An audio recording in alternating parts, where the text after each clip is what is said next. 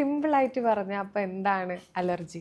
സിമ്പിളായിട്ട് പറയുകയാണെങ്കിൽ നമ്മുടെ പ്രതിരോധ ശേഷിയുടെ ഹൈപ്പർ സെൻസിറ്റിവിറ്റിനെയാണ് നമ്മൾ അലർജി എന്ന് പറയുന്നത്. ഓക്കെ. അതായത് ഇപ്പൊ തണുപ്പിനോട് അലർജി ഉള്ള ആളും നോർമൽ ആയിട്ടുള്ള ഒരാളും ഇരിക്കാന്ന് വിചാരിക്കുക. അപ്പൊ ഈ തണുപ്പ് വരുമ്പോൾ അല്ലെങ്കിൽ എ സിയുടെ കാറ്റ് വരുമ്പോൾ അല്ലെങ്കിൽ തണുത്ത ക്ലൈമറ്റ് വരുമ്പോൾ ഈ അതിനോട് ഹൈപ്പർ സെൻസിറ്റിവിറ്റി ആയിട്ടുള്ള ആൾക്കാർക്ക് പെട്ടെന്ന് തന്നെ തുമ്മൽ വരിക, ജലദോഷം വരിക, അല്ലെങ്കിൽ ചൊറിഞ്ഞ് തടിക്കുക, അങ്ങനത്തെ സിംറ്റംസ് കാണും. എന്നാൽ നോർമൽ ആയിട്ടുള്ള ആൾക്ക് ഒരു കുഴപ്പമുണ്ടാവില്ല. അതായത് രണ്ടുപേരുടെയും ഇമ്മ്യൂണിറ്റി, പ്രതിരോധ ശേഷി, അതായത് ഈ അലർജി ഉള്ള ആൾക്കാരുടെ പ്രതിരോധ ശേഷി വല്ലാണ്ട് സെൻസിറ്റീവ് ആയിരിക്കും. ചെറിയൊരു പൊടി അടിക്കുമ്പോൾ പോലും, ചെറിയൊരു തണുപ്പടിക്കുമ്പോൾ പോലും, അല്ലെങ്കിൽ എന്തിനോടാണോ അലർജി അതിനായിട്ട് കോണ്ടാക്ട് വരുമ്പോൾ കൂടുതലായിട്ട് ഓവർ റിയാക്ട് ചെയ്യും അവരുടെ പ്രതിരോധ ശേഷി, ഇമ്മ്യൂണിറ്റി. അപ്പൊ അതിനെയാണ് നമ്മൾ സിമ്പിളായിട്ട് പറയുകയാണെങ്കിൽ അലർജി എന്താണെന്ന് പറയുന്നത്.